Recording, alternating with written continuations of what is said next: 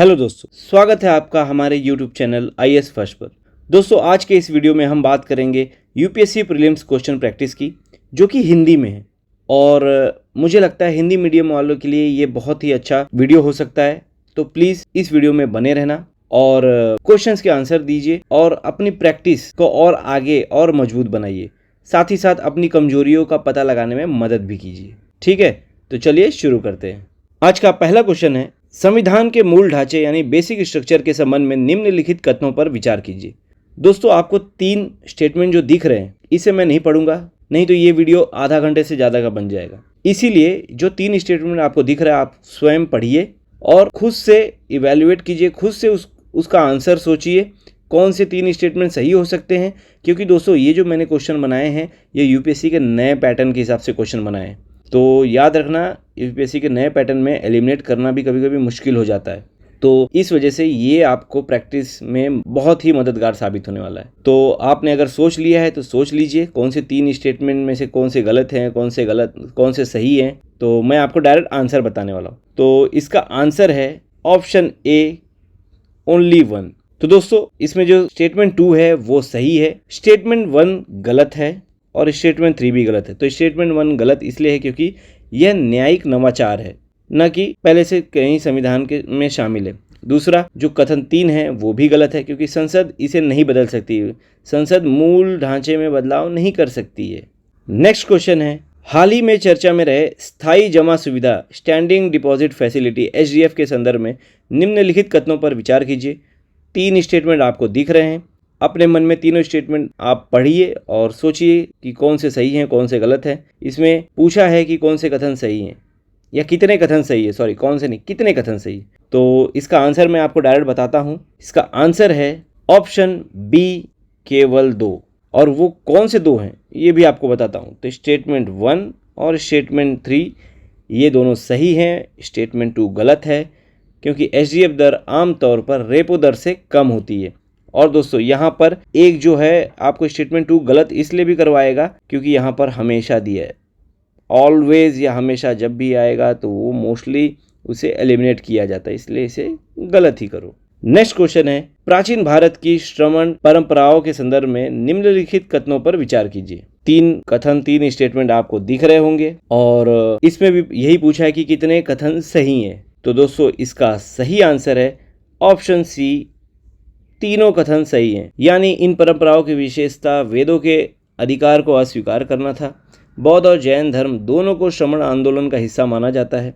मखली गोसाल द्वारा स्थापित आजीवक संप्रदाय नियति यानी भाग्य के दर्शन में विश्वास करता था। अगला क्वेश्चन है, भारत के डिजिटल कृषि मिशन के संदर्भ में निम्नलिखित कथनों पर विचार कीजिए।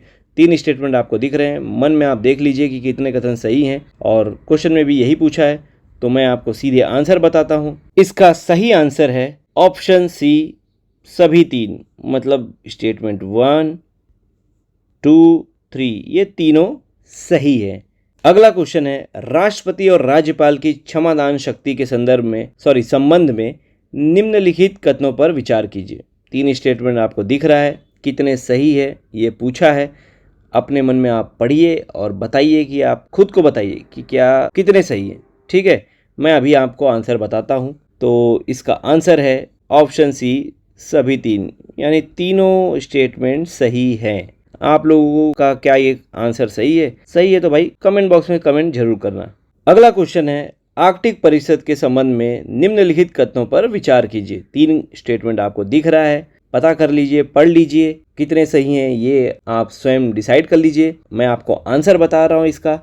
तो इसका आंसर है ऑप्शन सी, सभी 3। यानी तीनों, इस क्वेश्चन के भी तीनों स्टेटमेंट सही है। यानी यह एक उच्च स्तरीय अंतर सरकारी मंच है और यह आर्कटिक सरकारों और वहां के स्वदेशी लोगों के मुद्दों को संबोधित करता है। परिषद के सभी सदस्य देशों के क्षेत्र आर्कटिक सर्कल के भीतर आते हैं और भारत आर्कटिक परिषद में स्थायी पर्यवेक्षक का दर्जा रखता है, जो कि 2013 से है, ये भी याद रखना।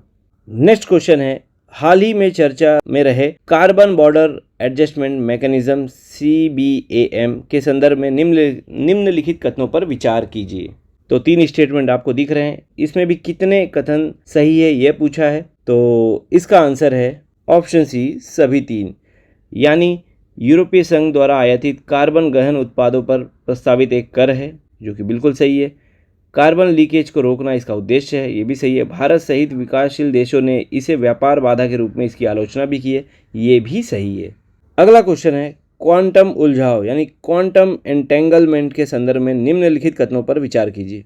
3 स्टेटमेंट आपको दिख रहा होगा, पढ़ लीजिए, कौन से या कितने सही हैं ये आप अपने दिमाग में बिठा लीजिए और आंसर नोट कर लीजिए। और हाँ दोस्तों, एक चीज़ और, 10 में से आपके कितने क्वेश्चन सही हो रहे हैं, कितने क्वेश्चन गलत हो रहे हैं, कितने क्वेश्चन आप छोड़ रहे हो, ये सब आप लोग कमेंट बॉक्स में ज़रूर बताना। तो दोस्तों, इसका सही आंसर है ऑप्शन बी, केवल 2। अब वो केवल 2 कौन से हैं ये भी मैं आपको बताता हूँ। तो स्टेटमेंट 1 और स्टेटमेंट 3 ये दोनों सही हैं, स्टेटमेंट 2 गलत है।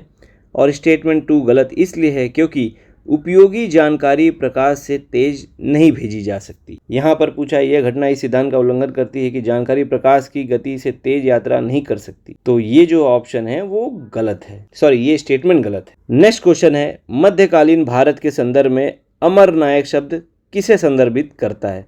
दोस्तों, इस क्वेश्चन के लिए एक ट्रिक है जो मैं आपको बताऊंगा, और ये ट्रिक अगर क्वेश्चन में यूपीएससी में आएगा तो आप उसे जरूर फॉलो करना। भले ही आपको आंसर ना पता हो, क्वेश्चन ना पता हो, कभी सुने नहीं ना हो, लेकिन अगर आप ये वाला ट्रिक अपनाओगे तो वो सही ही होगा, ये मैं गारंटी दे सकता हूँ। तो दोस्तों, 4 ऑप्शंस दिख रहे हैं। अब ये 4 ऑप्शन आप एक एक करके पढ़ लीजिए और बताइए कि कौन सा सही है। लेकिन उससे पहले अब मैं बता देता हूँ। तो इसका सही आंसर है ऑप्शन ए, विजयनगर साम्राज्य के सैन्य कमांडर जिन्हें शासन के लिए क्षेत्र दिए गए। अन्य ऑप्शन जो थे वो मुगल प्रशासन में भू राजस्व वसूलने वाले अधिकारी, दक्षिण भारत में मसाला व्यापार को नियंत्रित करने वाले गिल्ड नेता, दिल्ली सल्तनत में इस्लामी कानून की व्याख्या करने वाले विद्वान। तो याद रखना है, इसका आंसर है विजयनगर साम्राज्य के सैन्य कमांडर जिन्हें शासन के लिए क्षेत्र दिए गए थे।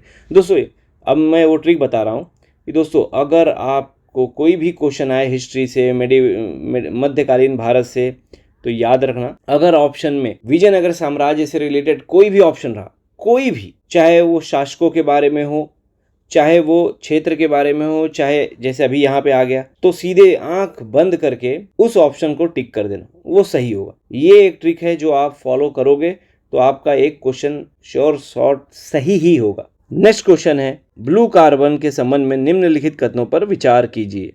3 स्टेटमेंट आपको दिख रहा है, पढ़ लीजिए, कितने सही है ये पूछा है, तो मैं इसका आंसर बता दे रहा हूँ। तो दोस्तों, इसका आंसर है ऑप्शन सी, सभी 3। यानी ये दुनिया के महासागरों और तटीय पारिस्थितिकी तंत्रों द्वारा कैप्चर किए गए कार्बन को संदर्भित करता है, इसलिए ये भी सही है। मैंग्रोव, नमक के दलदल और समुद्री घास ब्लू कार्बन के प्राथमिक स्रोत है, ये भी सही है। ब्लू कार्बन पारिस्थितिकी तंत्र स्थलीय वनों की तुलना में प्रति इकाई क्षेत्र में काफ़ी अधिक कार्बन सोखते हैं, ये भी सही है। तो दोस्तों, ये तीनों स्टेटमेंट सही होने की वजह से इस क्वेश्चन का आंसर है ऑप्शन सी, सभी 3। तो दोस्तों, इस वीडियो में यही 10 क्वेश्चन मेरे पास था। अब आप बता दीजिए कि आपके कितने सही हुए हैं, कितने गलत हुए हैं, और आपको ये क्वेश्चन कैसे लगे। तो ठीक है दोस्तों, इस वीडियो को मैं यहीं समाप्त करता हूँ। अगर आपको वीडियो पसंद आया हो तो वीडियो को लाइक कर दीजिए, चैनल को सब्सक्राइब करना बिल्कुल मत भूलिए। मिलते हैं नेक्स्ट वीडियो में, तब तक के लिए जय हिंद, जय भारत।